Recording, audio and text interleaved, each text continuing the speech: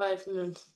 Hare Krishna, Krishna Krishna, Hare Hare, Hare Rama, Rama Rama, Hare Hare. Hare Krishna, Krishna Krishna, Hare Hare, Hare Rama, Rama Rama, Hare Hare. Hare Krishna, Krishna Krishna, Hare Hare, Hare Rama, Rama Rama, Hare Hare. Hare Krishna, Krishna Krishna, Hare Hare, Hare Rama, Rama Rama, Hare Hare. Hare Krishna, Krishna Krishna, Hare Hare, Hare Rama, Rama Rama, Hare Hare. Hare Krishna, Krishna Krishna, Hare Hare, Hare Rama, Rama Rama, Hare Hare. Hare Krishna, Krishna Krishna, Hare Hare, Hare Rama, Rama Rama, Hare Hare. Hare Krishna, Krishna Krishna, Hare Hare, Hare Rama, Rama Rama, Hare Hare. Hare Krishna, Krishna Krishna, Hare Hare, Hare Rama, Rama Rama, Hare Hare. Hare Krishna, Krishna Krishna, Hare Hare, Hare Rama, Rama Rama, Hare Hare. Hare Krishna, Krishna Krishna, Hare Hare, Hare Rama, Rama Rama, Hare Hare. Hare Krishna, Krishna Krishna, Hare Hare, Hare Rama, Rama Rama, Hare Hare. Hare Krishna, Krishna Krishna, Hare Hare, Hare Rama, Rama Rama, Hare Hare. Hare Krishna, Krishna Krishna, Hare Hare, Hare Rama, Rama Rama, Hare Hare. Hare Krishna, Krishna Krishna, Hare Hare, Hare Rama, Rama Rama, Hare Hare. Hare Krishna, Krishna Krishna, Hare Hare,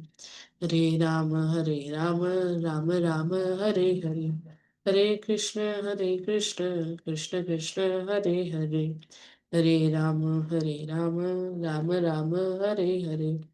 Hare Krishna, Krishna Krishna, Hare Hare, Hare Rama, Rama Rama, Hare Hare. Hare Krishna, Krishna Krishna, Hare Hare, Hare Rama, Rama Rama, Hare Hare. Hare Krishna, Krishna Krishna, Hare Hare, Hare Rama, Rama Rama, Hare Hare. Hare Krishna, Krishna Krishna, Hare Hare, Hare Rama, Rama Rama, Hare Hare. Hare Krishna, Krishna Krishna, Hare Hare, Hare Rama, Rama Rama, Hare Hare.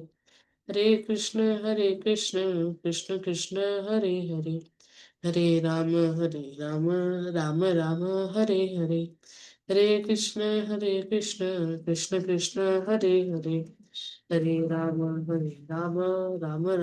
Hare Hare. Hare Krishna, Krishna Krishna, Hare Hare, Hare Rama, Rama Rama, Hare Hare. Hare Krishna, Krishna Krishna, Hare Hare, Hare Rama, Rama Rama, Hare Hare. Hare Krishna, Krishna Krishna, Hare Hare, Hare Rama, Rama Rama, Hare Hare. Hare Krishna, Krishna Krishna, Hare Hare, Hare Rama, Rama Rama, Hare Hare. Hare Krishna, Krishna Krishna, Hare Hare, Hare Rama, Rama Rama, Hare Hare. Hare Krishna, Krishna Krishna, Hare Hare, Hare Rama, Rama Rama, Hare Hare. Hare Krishna, Krishna Krishna, Hare Hare, Hare Rama, Rama Rama, Hare Hare. तो आज हम class शुरू करने से पहले एक मैं announcement करूंगी। जो आपका कंपटीशन हुआ था प्रसादम मेकिंग कंपटीशन, उसमें फर्स्ट प्लेस आई है वंश and Harsh, G2 G2 senior में जो है।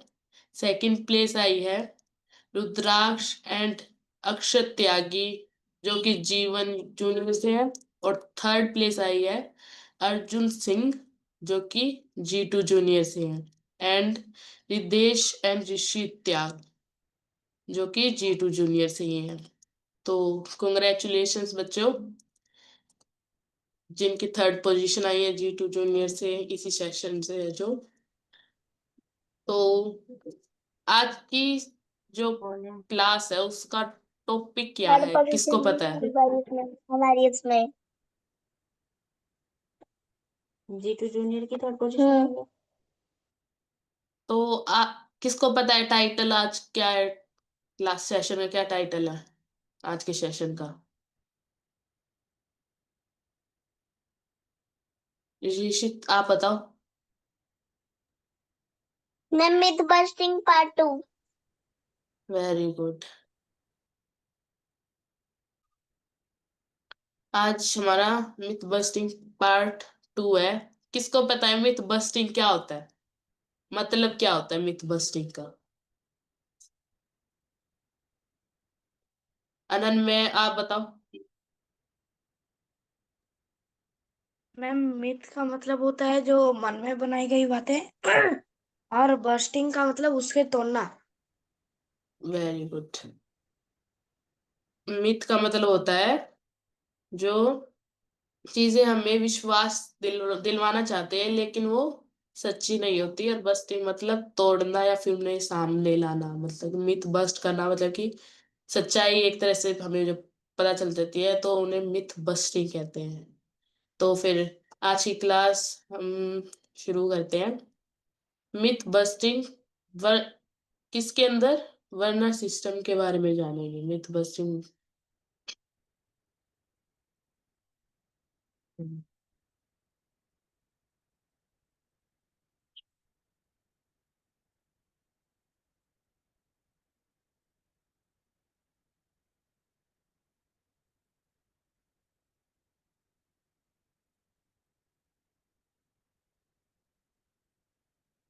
तो हमारे वर्णा सिस्टम में क्या मिथ है जो हमें नहीं पता, या फिर पता भी है तो हम सच्चाई नहीं जानते?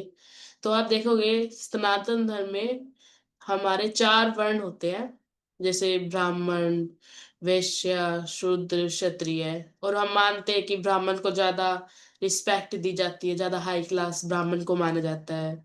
वही शूद्र ज्यादा लोअर क्लास होते हैं, उनमें उनके मतलब कि रेसिज्म होता है, ज्यादा भेदभाव करते हैं उनके साथ, उनको टेम्पल्स में नहीं जाने देते, या फिर उन्हें टच नहीं करते, ऐसा कुछ लोग बोलते हैं आजकल। या जान आप सब भी सोचते होंगे कि ऐसा ही होता है हमारे यहाँ की सनातन में, तो ऐसे कास्ट सिस्टम होता है, यहाँ पर तो भेदभाव होता ही होता है। ऐसा तो होना ही होना है कि जो सनातन धर्म में है उनमें ये 4 कैटेगरी होती है, और फिर उसके हिसाब से उनमें भेदभाव किया जाता है।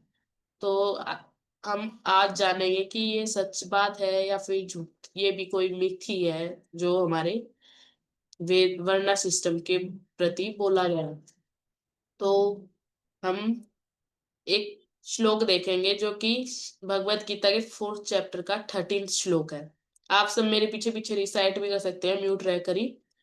तो वो श्लोक है, चतुर्वर्ण्यम मया सृष्टम। मैं आपसे क्लिपसिंग देख रही हूँ, आप सब मेरे पीछे पीछे रिपीट कीजिए। चतुर्वर्ण्यं मया सृष्टं गुणकर्मा विभागश, तस्य कर्तारम् अपि मां विद्य कर्तारम् अव्ययम्।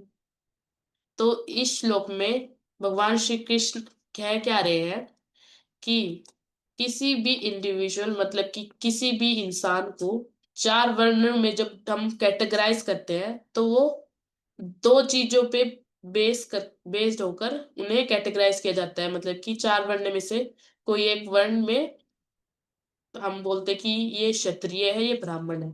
ये हम 2 चीजों के ऊपर डिपेंड होकर इनमें कैटेगराइज करते हैं, वो है एक्टिविटी और क्वालिटी, जिसको हम बोल सकते हैं कर्म एंड गुण। ना ना कि ये देखकर कि वो किस फैमिली में जन्म ले रहा है, उनके माता पिता क्या है। मतलब कि 4 वर्ण में से चाहे वो ब्राह्मण है, शूद्र है, तो ये नहीं देखते कि उनके पेरेंट्स क्या है या फिर उनकी फैमिली क्या है, किस वर्ण से उनकी फैमिली है, किस वर्ण से उनके पेरेंट्स है, ये देखकर हम कैटेगराइज नहीं करते किसी भी इंडिविजुअल को, बल्कि उसके कर्म और गुण के हिसाब से ही किसी को कैटेगराइज किया जाता है 4 वर्ड्स में। और अगर आप एग्जाम्पल से देखें, ये नहीं होता कि एक पर्सन ब्राह्मण फैमिली में जन्म लेता है तो वो भी ब्राह्मण ही होगा।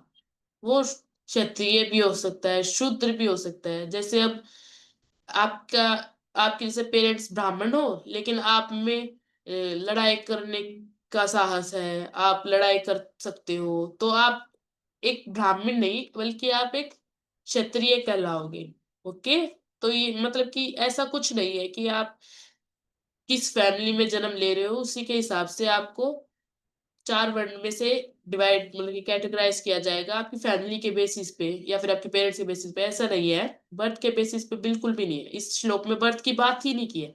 इसमें बात की है कि कर्म और गुण के हिसाब से किसी भी इंडिविजुअल को 4 वर्ण में डिवाइड किया जाएगा कि वो इन 4 वर्ण में से किस में बिलोंग करता है। वो बस क्वालिटी और एक्टिविटीज के हिसाब से, कर्म और गुण के हिसाब से ही किसी भी वर्ण में जाए मतलब कि वन में उसकी गिनती होगी।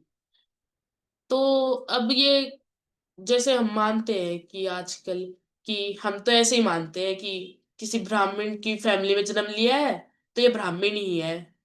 मानते हो ना आप सब कि किसी भी ब्राह्मण फैमिली में कोई बच्चा होता है उसे हम ब्राह्मण नहीं बोलते, यूं नहीं बोलते कि ये तो क्षत्रिय है, ये तो शूद्र है, ये तो वैश्य है। ऐसा कुछ नहीं बोलते, हम सीधा बोलते हैं कि ये ब्राह्मण की फैमिली में जन्म लिया है ना, तो ये ब्राह्मण है। हम आजकल तो यही सोचते हैं कि यही होता है। लेकिन ये सचमुच में वर्ण की बात कर रहे हैं हम? नहीं, ये तो हम कास्ट की बात कर रहे हैं। और ये कास्ट वर्ड आया कहाँ से है? ये हम हमारे यहाँ कास्ट वर्ड यूज ही नहीं होता था। ये कास्ट वर्ड आया है ब्रिटिशर्स से। जब ब्रिटिशर्स यहाँ पर आए थे ना, उन्होंने देखा कि यहाँ पर तो सभी गुरुकुल में जाते हैं, यहाँ पे तो सभी एजुकेटेड है, कोई हमारे हमारे मतलब कि पासे में तो आएगा ही नहीं, कि हमारी बात तो मानेगा ही नहीं, क्योंकि यहाँ पर सभी एजुकेटेड है, सभी के पास ज्ञान है। तो हम इन्हें कैसे मतलब कि कमजोर बनाए ताकि हम इन पर नाराज कर सके। तो उन्होंने जब सोचा सोचा तो उन्होंने एक प्लान बनाया डिवाइड एंड रूल का। आप सबने अपनी बुक्स में भी पढ़ा होगा। ब्रिटिशर्स ने एक प्लान बनाया डिवाइड एंड रूल का। उन्होंने हमें एक वर्ड से इंट्रोड्यूस कराया जिसका जो है कास्ट, जो कि एक पोर्टुगीज वर्ड कास्टा से आया है, जिसका मतलब है कलर और जाति के हिसाब से किसी के बीच में भेदभाव करना। मतलब कि कोई काला है, कोई गोरा है, या फिर किसी की जाति मतलब कि ब्राह्मण है, क्षत्रिय या शूद्र है, उसमें भेदभाव करना। ये कास्ट जो कास्टा वर्ड है इसका मतलब ये है। ये हमें इंट्रोड्यूस करवाया ब्रिटिशर्स ने। और उन्होंने हमें कन्वेंस कर लिया कि वर्ना और कास्ट कुछ अलग नहीं है, दोनों एक ही चीज है। ज्यादा कोई डिफरेंस नहीं है, ये दोनों एक ही चीज है। और सनातन धर्म में ये मिथ फैला दिया कि सनातन धर्म में कास्ट के हिसाब से डिस्क्रिमिनेशन होता है, और जिसकी वजह से उन्होंने हमारे सनातन धर्म में दरार भी लाई और हमारे ऊपर राज भी किया। इन्होंने ऐसे कास्ट के हिसाब से कई लड़ाइयां करवाई हमारे राजाओं के बीच में, और आखिर में जाके इन्होंने हमें तोड़कर हमारे ऊपर राज किया। तो जो ये हम 3 गुणों की बात कर रहे हैं और 4 वर्ण की बात कर रहे हैं, तो ये 3 जो गुण्स की बात कर रहे थे हम, वो 3 गुण्स जो होते हैं किस किस को पता है कौन कौन से गुण होते हैं? हैंड डाउन कर लो पहले। आपकी पहले क्लास हो चुकी है मे बी।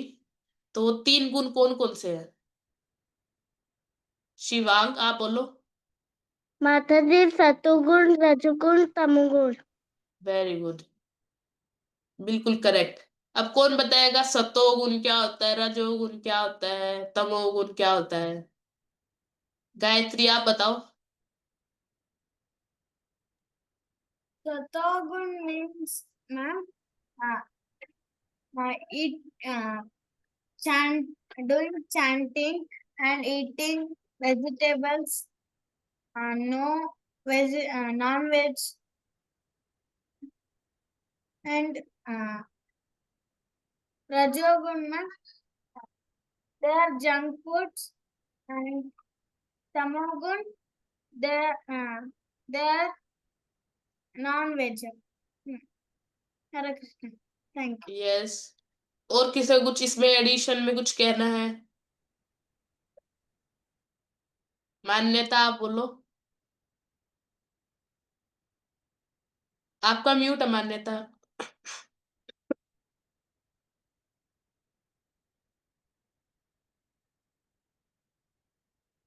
करके देखो अब।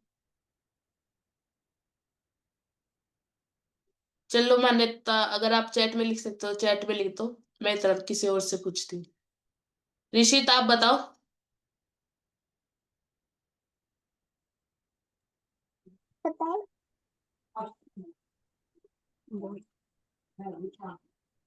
हरे कृष्णा मैम। हरे कृष्णा। मैम सतोगुण मतलब होता है जो जो सतोगुण वाले लोगों के साथ दोस्ती करते हैं और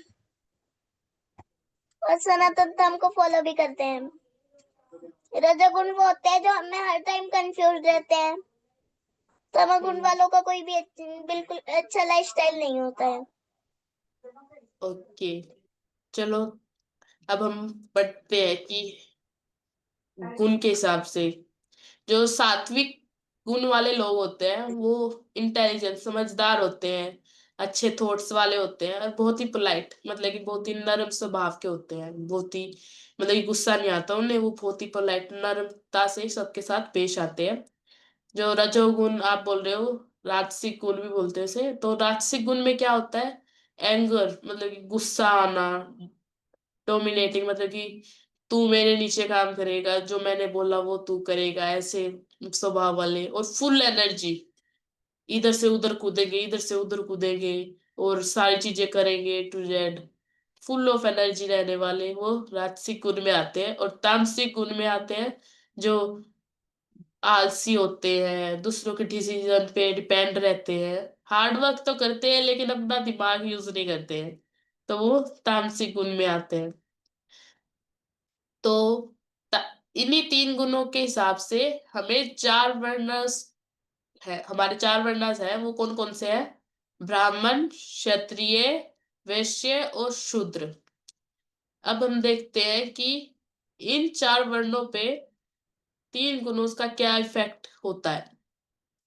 तो हम अब ब्राह्मण में देखें, तो ब्राह्मण के अंदर जो सात्विक, जो हमने देखा कि इंटेलिजेंस होती है, नोबल थॉट्स वाले होते हैं और बहुत ही नम्रता से पेश आते, पोलाइट रहते हैं, वो ज्यादा रहता है। मतलब कि 70% सात्विक रहता है उनमें, सात्विक गुण रहते हैं, और 30% राजसिक और तामसिक गुण रहता है। वो उनके पास ज्ञान भी होता है और वो दिमागदार भी बहुत होते हैं। ब्राह्मण में, ब्राह्मण की बात कर रहे हैं हम। और जो वो प्रोफेशन चूज करते हैं वो होता है टीचर का, गुरु का, प्रोफेसर या गवर्नमेंट, मतलब कि जो मेंटेन, मतलब कि जो दिमाग लगा सके, ज्ञान प्रदान कर सके हमें, तो वो ब्राह्मण होते हैं। और क्षत्रिय की बात करें, उनमें राजसिक गुण ज्यादा होता है। 70% राजसिक है तो 30% सात्विक एंड तामसिक होगा। और ऐसे ही अगर हम वैश्य की देखें, तो उसमें कोई भी गुण डोमिनेटिंग नहीं होता, उसमें सारे तीनों के तीनों गुण इक्वली डिवाइडेड होते हैं, बैलेंस्ड होते हैं। और शूद्र की बात करें तो उसमें तामसिक गुण ज्यादा होता है, 70% तामसिक होता है, 30% राजसिक एंड तामसिक दोनों, राजसिक एंड सात्विक दोनों। तो उन जो क्षत्रिय होते हैं वो फुल ऑफ एनर्जी रहते हैं। वैश्य जो होते हैं वो मतलब कि दिमागदार होते हैं, क्लेवर होते हैं, चालाक होते हैं और सब कुछ मैनेज करते हैं, मैनेजमेंट मतलब मैनेज कर देते हैं वो। और शूद्र में जो फिजिक जो फिजिकल एक्टिविटीज है वो तो होती होती है, लेकिन वो अपने दिमाग को कम यूज करते हैं, मतलब यूटिलाइज बहुत कम करते हैं, ज्यादा दिमाग नहीं लगाते, फिजिकली एक्टिविटीज बहुत करते हैं। और जो क्षत्रिय है उनका प्रोफेशन होता है वॉरियर, सोल्जर, आर्मी में जाना, ताकि वो प्रोटेक्ट कर सके किंगडम को। वही वैश्य जो होते हैं वो प्रोफेशन, उनका प्रोफेशन क्या होता है, बिजनेस, बिजनेस करना, मर्चेंट्स, अर्न्स, मतलब कि मनी बनाना, मतलब कि पैसे कमाना, मनी को मैनेज करना, तो वो वैश्य करते हैं। और शूद्र क्या करते हैं, वो सर्विसेज प्रोवाइड करते हैं, लेबर्स और babies. All babies are born as Shudra. जो बच्चे होते हैं उन्हें शुरुआत में आप देखते हो कुछ नहीं करना आता, वो हमेशा डिपेंडेंट रहते हैं, इतना दिमाग भी नहीं यूज करते वो। तो जो शुरुआत शुरुआत में जो बेबीज होते हैं वो भी शूद्र कैटेगरी में आते हैं। वो क्यों आते हैं, क्योंकि हमने अभी अभी देखा, क्योंकि वर्णास एक्टिविटी और गुणास के हिसाब से वर्णास डिवाइड होते हैं। और जब बेबीज को कुछ आता ही नहीं, वो कुछ करते ही नहीं, हमेशा डिपेंड रहते हैं दूसरों पे, और वो इतना दिमाग भी नहीं लगाते, तो वो जब पैदा होते हैं तो वो शूद्र कैटेगरी में ही आते हैं। और अगर हम इन चार वर्णों को अगर हम भगवान के बॉडी पार्ट्स या भगवान के बॉडी से रिप्रेजेंट करना चाहे, तो ब्राह्मण जो होते हैं वो भगवान विष्णु का हेड होते हैं। मतलब कि आप देखते हैं ना, ब्राह्मण ज्ञान देते हैं, उनके पास बहुत नॉलेज होती है। तो हम जो रिप्रेजेंट करते हैं, मतलब कि जो ब्राह्मण जो पार्ट रिप्रेजेंट करता है भगवान विष्णु का, वो होता है हेड। और वही जो क्षत्रिय, जो हर एक चीज हाथ से करता है, लड़ाई, सारी लड़ाई हाथ से करनी, कुछ भी काम करना, इससे लड़ना तो हाथ से करना, तो वो भगवान विष्णु के हेड को रिप्रेजेंट करते हैं क्षत्रिय। जो वैश्य होते हैं वो भगवान के एब्डोमेन, मतलब कि पेट को, एक तरह से वो भगवान के पेट को रिप्रेजेंट करते हैं, क्योंकि जो वैश्य होता है वो बिजनेस करता है, मनी कमाता है, किस लिए, अपने पेट को भरने के लिए। तो जो पेट को रिप्रेजेंट करता है वो वैश्य होते हैं, और जो शूद्र होते हैं वो फीट को रिप्रेजेंट करते हैं, भगवान विष्णु के फीट को। अगर आप देखो, अगर हेड हेड पेट और फीट में से कोई भी चीज गायब होती है, तो कुछ, तो हमारा पूरा सिस्टम हिल जाता है। अगर आप देखो कि आपके फीट ही ना हो तो आप चल कैसे पाओगे, अगर आपका पेट ना हो तो आप अपना खाना स्टोर कहाँ से कर पाओगे, अगर आपके हैंड ना हो तो आप काम कैसे करोगे अपने, कुछ कोई भी चीज उठानी हो, अगर आपके पास हेड ही ना हो तो आप सोचोगे कैसे। तो वैसे ही, अगर जैसे शूद्र जो काम करता है, जो लेबर का काम करता है, छोटे छोटे, जैसे फैक्ट्रियों में काम करना, अगर फैक्ट्रियों में काम करने वाले नहीं होंगे तो फैक्ट्री चलेगी कैसे, राइट। तो ऐसे ही शूद्र इम्पोर्टेंट है। अगर वैश्य को देखे तो वो बिजनेस करते हैं, तो अगर सभी के पास दिमाग भी होगा, काम करने वाले बंदे भी होंगे, लेकिन जो बिजनेस करने वाला है वो बिजनेस ही नहीं करेगा, तो ये दिमाग होने का और इतने सारे वर्कर्स होने का फायदा ही क्या। तो ऐसे वैश्य भी इम्पोर्टेंट है। अगर हम क्षत्रिय देखें, अगर अब हमारे पास दिमाग भी है, बिजनेस करने वाले भी है, काम करने वाले भी है, लेकिन जो हमने काम किया उसे प्रोटेक्ट करने वाले ही नहीं है, तो ऐसे तो कोई भी आएगा, हमने इतने सालों का काम जो किया वो सारा खत्म एक बारी में, फिर दोबारा काम करेंगे फिर खत्म। तो ऐसे ही हमें क्षत्रिय प्रोटेक्टर की भी जरूरत है, जैसे जो हमारे मतलब कि काम जो भी हमने किया है उसको प्रोटेक्ट कर सके, तो ऐसे हमें क्षत्रिय की भी जरूरत है।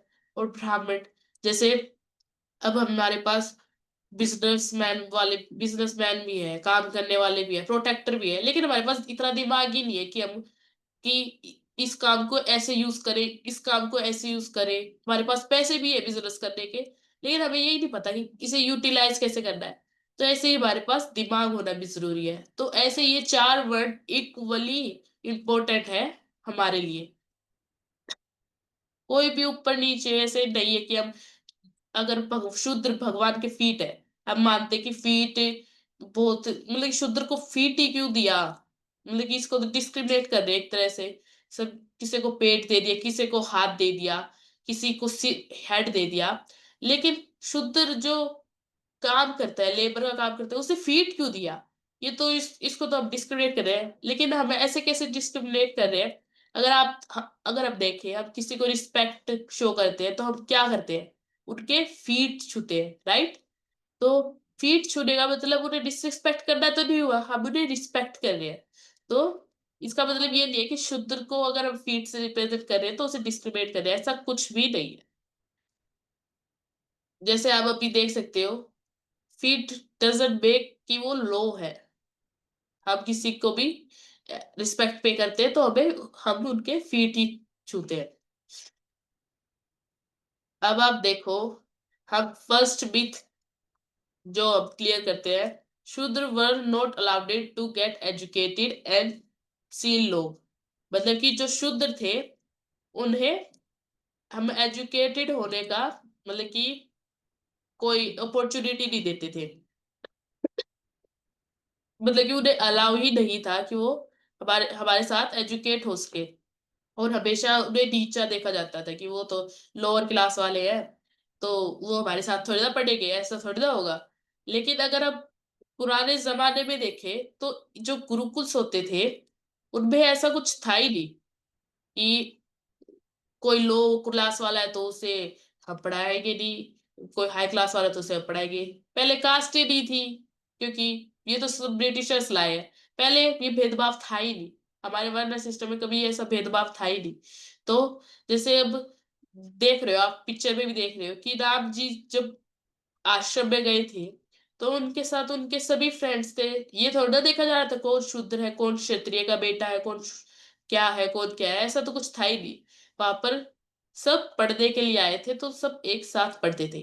और अब हमने खेवट की कहानी में देखा कि उनके एक दोस्त थे, निषाद राजगुहा। जब वो तट पार करने के लिए खड़े थे वहां पर, तो निषाद राजगुहा दौड़ते हुए आए थे और उन्हें गले भी लगाया था, उनसे पूछा भी था कि उन्हें प्रॉब्लम क्या हो रही है, और उनकी हेल्प भी की थी। तो ये थोड़ा ना देखा था कि निषाद राजगुहा क्या है क्या नहीं। निषाद राजगुहा, जैसे अब आज के जमाने में देखें तो निषाद राजगुहा एक आदिवासी थी। और अब आज के भगवान राम ने इतना सोचा ही नहीं कि आदिवासी है या कुछ है, क्योंकि पहले ऐसा कुछ था ही नहीं। लेकिन आज के जमाने में देखें तो अब सोचते हैं कि जो आदिवासी होते हैं उनमें तो कम दिमाग होता है, उनमें इतनी नॉलेज नहीं होती, उन्हें अब डिस्क्रिमिनेट करते हैं। हम सोचते हैं कि उन्हें तो छूना ही नहीं चाहिए, वो तो गंदे होते होंगे, ऐसा कुछ आपके दिमाग में भी होगा कि जो ट्राइबल पीपल होते हैं, जो आदिवासी होते हैं, वो तो मतलब कि अनटचेबल्स होते हैं, उन्हें छूना नहीं चाहिए, वो तो लोअर क्लास होती है, हमसे हमारी बराबरी थोड़ी ना करेंगे वो। तो ऐसा पहले कुछ, अब हम इतना डिस्क्रिमिनेट कर रहे हैं, लेकिन पहले ऐसा कुछ था ही नहीं। निषाद राजगुहा जो कि एक आदिवासी थे, वो भागते भागते गए और राम जी को गले लगाया, जो कि एक कितने बड़े राजा के पुत्र थे, जिनका खुद अभिषेक होने वाला था। तो जैसे अब देखो, यहाँ पर भी लिखा हुआ है कि निषाद राजगुहा और राम जी बहुत ही क्लोज फ्रेंड्स थे, जबकि निषाद राजगुहा एक ट्राइबल थे, मतलब कि एक आदिवासी थे। और जो ट्राइबल फ्रेंड्स जो उनके थे, मतलब कि आदिवासी जो दोस्त थे श्री राम जी के, वो दोनों, वो सभी एक ही साथ पढ़ते थे। यूं नहीं था कि आदिवासी इस वाले आश्रम में जाओ, राजा के बेटे इस वाले आश्रम में, मतलब क्षत्रिय इस आश्रम में, ब्राह्मण इस आश्रम में, ऐसा कुछ था ही नहीं। सभी एक ही साथ पढ़ते थे। और सब राम जी सभी को रिस्पेक्ट पे करते थे, सभी को प्यार, मतलब कि उनके प्रिय मित्र, सभी उनके प्रिय मित्र थे।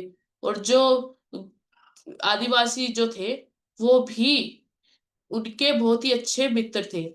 और आप देखोगे, जब राम जी ने अपना 14 वर्ष का वनवास पूरा किया था तो उन्होंने जब यज्ञ किया था, तो उन्होंने निषाद राजगुहा को भूला नहीं, उन्होंने उस यज्ञ में भी निषाद राजगुहा को इनवाइट किया था, उनको वहां पर रिस्पेक्ट भी पे की थी। और सेकंड अगर मिथ देखे, people born in a family of a caste remain same throughout, one born in Shudra family remain Shudra. अभी हमने बात की थी कि हम ऐसा सोचते हैं कि कोई एक फैमिली में, एक कास्ट की फैमिली में बोर्न हुआ तो वो भी उसी कैटेगरी में, वो भी वही, मतलब कि कोई अलग नहीं। जैसे कोई शूद्र फैमिली में हुआ है तो वो शूद्र ही, कोई ब्राह्मण ब्राह्मण कोई चांस नहीं। लेकिन इसके भी हमारे पास्ट में एग्जाम्पल्स है, वो एग्जाम्पल्स देखते हैं। फर्स्ट एग्जाम्पल है, डाकू से महर्षि वाल्मीकि बने। तो वाल्मीकि जी की कहानी अगर आपको पता हो, कौन थे वाल्मीकि जी, किसी को पता हो कौन थे वाल्मीकि जी, क्या उनने लिखा था, हमारा हम सब जानते हैं उस कहानी को। क्या वाल्मीकि जी ने क्या लिखी थी, किसी को पता है?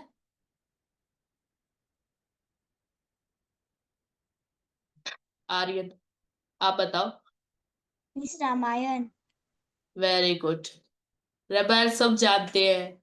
तो वो रामायण किसी और ने नहीं बल्कि वाल्मीकि जी ने ही लिखी थी। तो हुआ क्या था, वाल्मीकि जी है ना एक ब्राह्मण फैमिली से बिलोंग करते थे। तो वो जब जंगल में जाते हैं ना, तो वो गुम हो जाते हैं, उन्हें रास्ता, मतलब कि अपने पेरेंट्स के साथ ही जाते हैं लेकिन वो रास्ता भटक जाते हैं। तो वो किसी इंसान से मिलते हैं। और वो इंसान कौन होता है, एक हंटर होता है, एक शिकारी होता है। अगर वो किसी ब्राह्मण से मिलते हैं तो वो जो नॉलेज गेन करते हैं, ज्ञान गेन करते हैं, लेकिन वो एक हंटर से मिले तो उन्होंने उन्हें शिकार करना सिखाया कि आखिर जानवरों का शिकार कैसे करते हैं। तो ऐसे ही वाल्मीकि जी का नाम पहले रत्नाकर था। रत्नाकर, अब रत्नाकर, अभी अभी के लिए वो रत्नाकर बोलेंगे। तो जो रत्नाकर थे वो अच्छे से शिकार करना सीख गए उस हंटर के गाइडेंस में, बिल्कुल अच्छे से शिकार करते थे। तो जो हंटर था उसने क्या किया, उसने अपनी बेटी का विवाह इनसे रत्नाकर से करवा दिया। फिर रत्नाकर के बच्चे भी हो गए और इनकी फैमिली भी बन गई। तो इन्होंने देखा कि ये जो शिकार कर रहे हैं उससे तो पैसे इतने आ ही नहीं रहे कि वो अपने फैमिली चला सके, इतने पैसे तो हो ही नहीं रहे।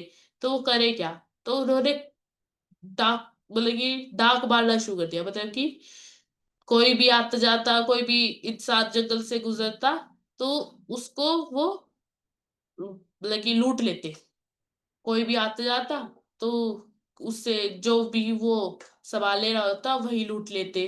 तो उससे वो अपना फैमिली का खर्चा, मतलब कि फैमिली का सब कुछ, खान पान वो सब चलाने लगे। और शिकार तो वो करते थे ही। तो फिर एक दिन क्या होता है, नारद मुनि जी जंगल से निकल रहे होते हैं। तो ये जो रत्नाकर होता है ये इस पेड़ पर बैठा होता है। जैसे ही नारद मुनि को देखता है वो एकदम उनके आगे कूद के बोलता है, चलो निकालो जो भी तुम्हारे पास है वो निकाल के दो मेरे को सब कुछ दे दो तुम। तो नारद मुनि जी देखते हैं कि ये कौन है। फिर वो बोलते हैं कि मेरे पास तो एक वीणा है, या आप देखते भी हो, जैसे नारद मुनि जी हमेशा एक वीणा रखते हैं अपने साथ। तो ऐसे बोलते हैं कि ये लो मेरे पास एक तो वीणा है, लो, मेरे पास और कुछ तो है नहीं। तो बोलते, वो रत्नाकर बोलता, दे दो मेरे को सब कुछ दे दो, ये इतना सा थोड़ी ना है, जो भी तुम्हारे पास है वो सब कुछ चाहिए मेरे को। तो नारद मुनि जी बोलते कि मेरे पास तो यही है, ये लो। और जो वो जो सिर पे जुड़ा रखते हैं उसके राउंड में वो बाला रखते हैं छोटी सी। तो वो बाला निकाल के बोलते हैं, लो ये एक बाला है और एक ये गले में जो उनके रुद्राक्ष बाला है एक वो, ये लो, और कुछ नहीं है मेरे पास, बस यही है। तो फिर वो रत्नाकर गुस्सा हो जाता है कि इसके पास तो कुछ भी नहीं है। तो वो जब नारद मुनि जी चलने जाने लगते हैं तो वो जाते जाते एक क्वेश्चन पूछ के जाते हैं। आप सबको पता है वो क्वेश्चन क्या होता है? वो रत्नाकर से बस एक क्वेश्चन पूछते हैं जिससे उसकी लाइफ में बहुत बड़ा चेंज आता है। किसी को पता है वो? हैंड डाउन कर लो जिसको नहीं पता, फिर मैं पूछ लूंगी तो फिर आप बता नहीं पाओगे। Aryan, What miss? नारद मुनि मुनि जी ने जाते जाते रत्नाकर से क्या पूछा, जाते जाते एक क्वेश्चन पुट अप किया था। मतलब कि वाल्मीकि जी से, एक तरह से वाल्मीकि जी से क्या पूछा? ऋषित आप बोलो।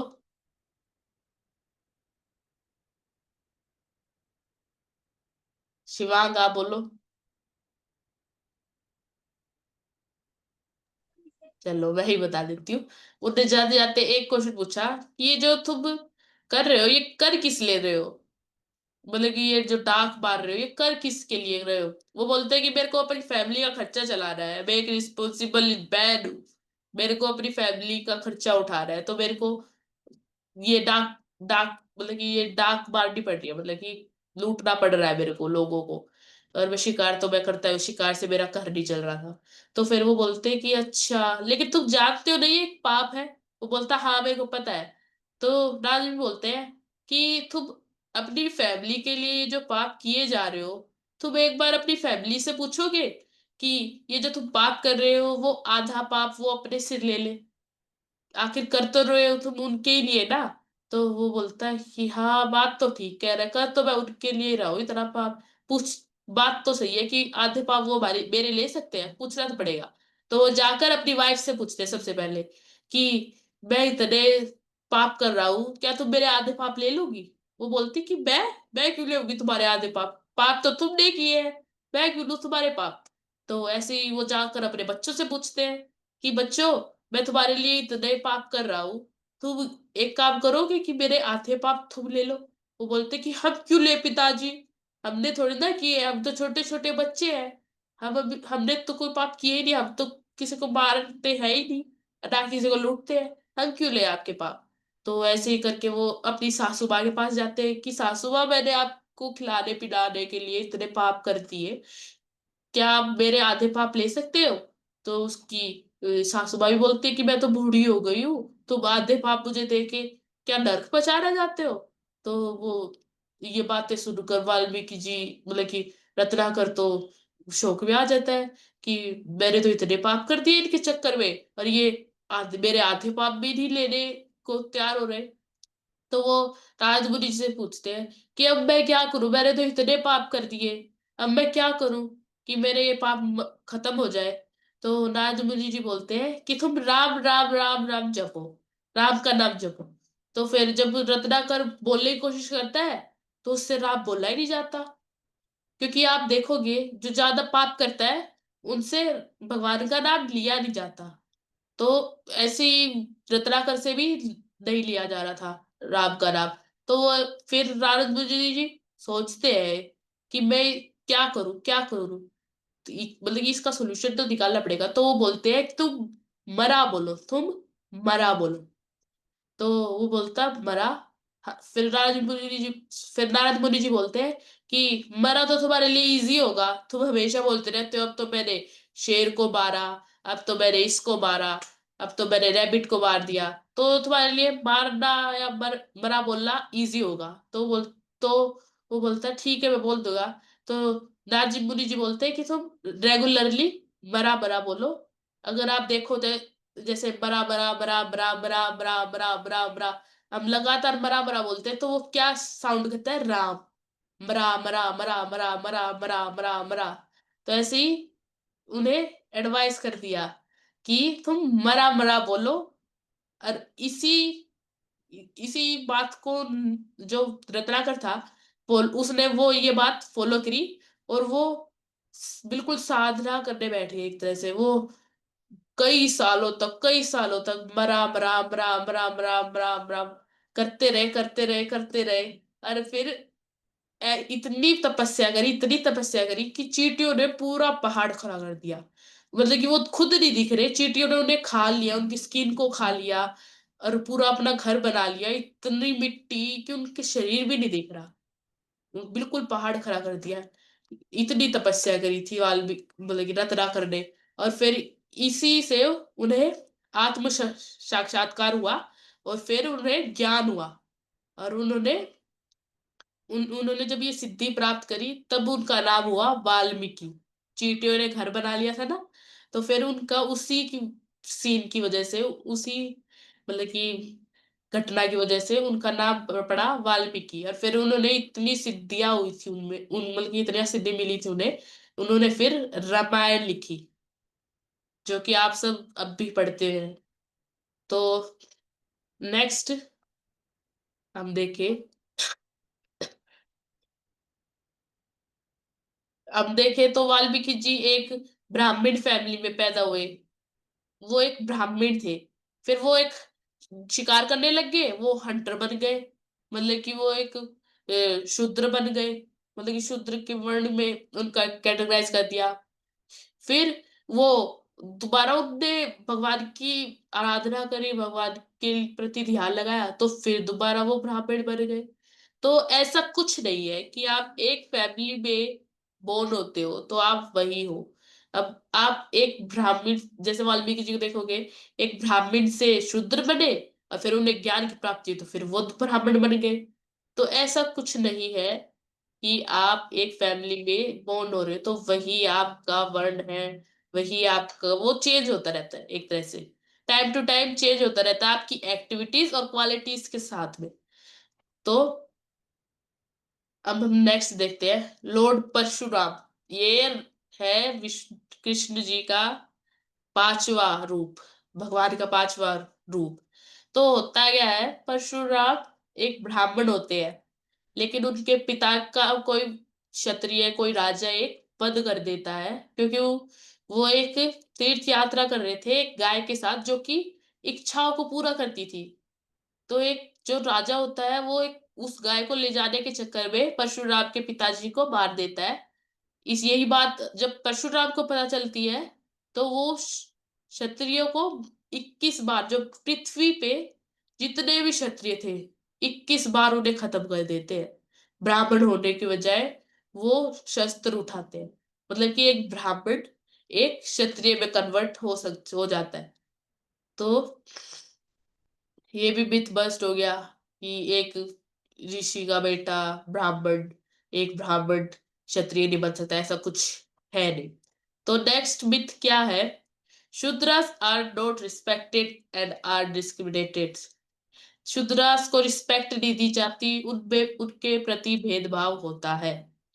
तो ऐसा आप अगर व्यास मुनि जी को देखोगे, व्यास मुनि जी के पिता जो थे वो ब्राह्मण थे, उनकी जो मम्मी थी, व्यास मुनि जी की जो माता थी वो एक शूद्र थी, एक मछली पकड़ने वाली। तो जो व्यास जी है वो ना तो अपने पिता की वजह से ब्राह्मण, मतलब कि ब्राह्मण वर्ण में उनको डिस्क्राइब किया गया, ना ही अपनी माता की वजह से शूद्र में डिस्क्राइब किया गया।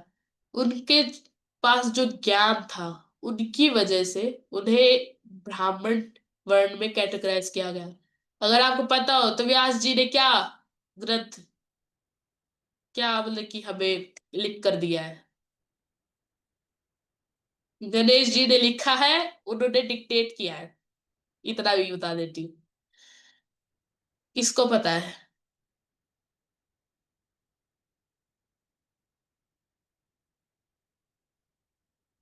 ऋषित आप बोलो।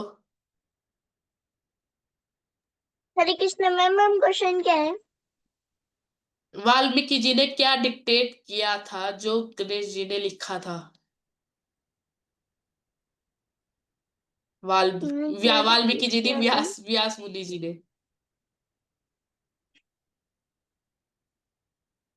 अनन्य में आप बोलो। Ma'am Mahabharat. Very good. Shivang आप भी बताओ। शिवांग।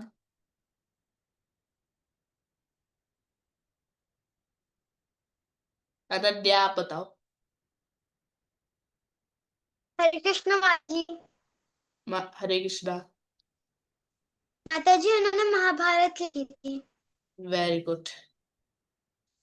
अनन्या और अनन्या दोनों ठीक बोल रहे हैं, उन्होंने महाभारत, जैसे वाल्मीकि जी ने रामायण लिखी वैसे ही व्यास मुनि जी ने महाभारत हमें दी, हमें गाइड करने को। तो अगर हम नेक्स्ट देखें,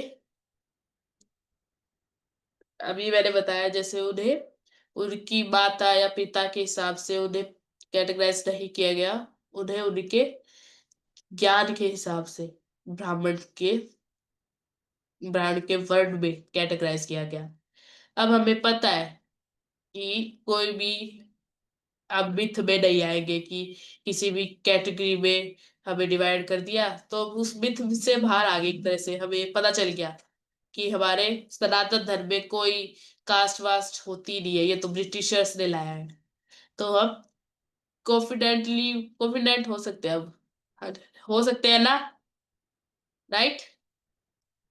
अब हमें पता है वर्ण और कास्ट में क्या डिफरेंस होता है, तो इनकी बातों में नहीं आएंगे। तो हम जो मिथ्स में आ जाते हैं वो किस लिए आते हैं, क्योंकि हम नॉलेज और जो हमारी अंडरस्टैंडिंग होती है, जो हमारे पुराण होते हैं, उन हमारी नॉलेज पुराणों के प्रति कब होती है, हम नॉलेज बहुत कम रखते हैं इसलिए, और अब उन्हें समझ नहीं पाते इसलिए भी। तो आज जो आपने सीखा उससे आपकी नॉलेज इतनी से इतनी होगी, इस वर्ड सिस्टम जो ब्रिटिशर्स ने चेंज कर दिया, करने की कोशिश नहीं कर दिया एक्चुअली। तो आज हम वर्ड सिस्टम में जो मिथ था उसको हमने क्लियर कर लिया। तो अब किसी को कोई भी डाउट हो, अगर कोई डाउट नहीं पूछेगा तो मैं क्वेश्चन पूछूंगी। हेड डाउन कर लो पहले, अनन्वय और बस। हाँ, किसी को डाउट हो, कुछ भी डाउट हो, कोई भी डाउट हो।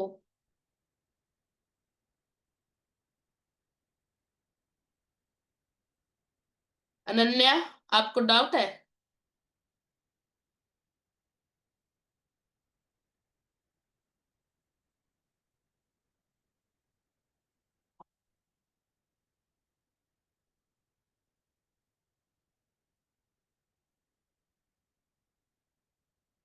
किसी को डाउट कोई? तो मेरे को ये बताओ कि वर्णाज में किस बेसिस पर डिवाइड होते हैं, मतलब वर्णाज में नहीं। हाँ, वर्णास वर्णास किस बेसिस पे डिवाइड किए जाते हैं किसी को भी, मतलब कि वर्णास में कैसे कौन सी बेसिस पे डिवाइड होता है? अरे अनन्वय, आप बताओ। Ma'am, activity and quality, Karma, very कर्म एंड गुण। Very good. कर्म एंड गुण। तो मैंने किस किसका एग्जाम्पल दिया कि किसी भी एक फैमिली में आप अगर जन्म लेते हो तो जरूरी नहीं कि आप वही वर्ड के हो। तो ये मैंने किसका एग्जाम्पल दिया? एक या दो एग्जाम्पल कोई भी बता सकता है। ऋषित, आप बताओ। कृष्ण मैम हरे कृष्णा। ने वाल्मीकि जी और व्यास मुनि जी का पता है। Very good. व्यास जी का मैंने बताया था कि हम शूद्र को डिस्क्रिमिनेट करते हैं, रिस्पेक्ट कम करते हैं, तो व्यास मुनि जी का एग्जाम्पल वो था। और वाल्मीकि जी का एग्जाम्पल था कि आप किसी एक फैमिली में जन्म लेते हो तो जरूरी नहीं कि आप उसी फैमिली से बिलोंग करोगे, उसी वर्ण से बिलोंग करोगे। जो फैमिली बिलोंग करती है आपकी, वो वाल्मीकि जी का था। और परशुराम जी का, मैंने दो एग्जाम्पल दिए थे, वाल्मीकि जी और परशुराम जी का। तो और की कुछ जानना हो किसी को भी? कास्ट बताओ, कास्ट किस पे डिवाइड करते हैं? कास्ट तो आजकल का वर्ड है, किसको पता है कास्ट? कास्ट में डिवाइड कैसे होते हैं?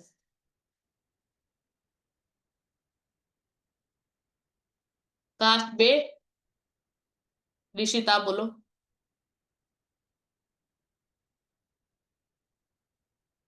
शिवांग आप बोलो।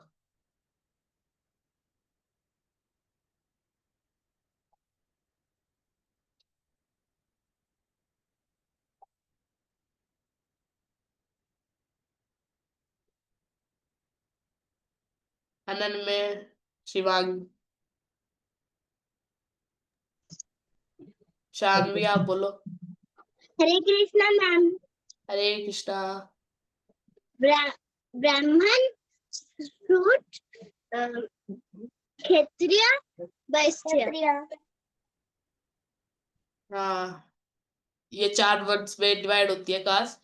लेकिन हम कास्ट में क्या सोचते हैं कि कोई भी किसी एक फैमिली, जैसे ब्राह्मण की फैमिली में कोई जन्म ले रहा है तो उसमें जो भी बच्चा पैदा होगा वो ब्राह्मण ही होगा। तो कास्ट में हम ये नहीं देखते कि वो एक्टिविटी क्या कर रहा है, क्वालिटी क्या उसमें, हम कास्ट में वो नहीं देखते। हम सिंपल देखते हैं कि ये इस फैमिली से है, चलो ये भी वही होगा।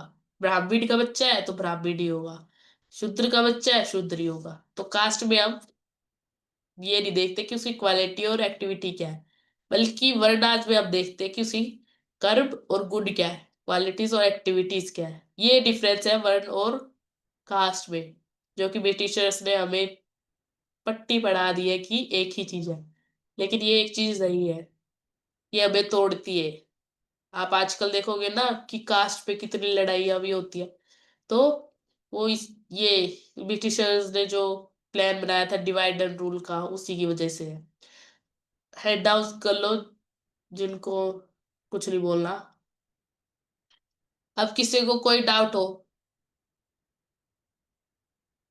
कोई डाउट नहीं है तो यहीं पे हम कंक्लूड कर सकते हैं आज की क्लास। हरे कृष्णा सभी को।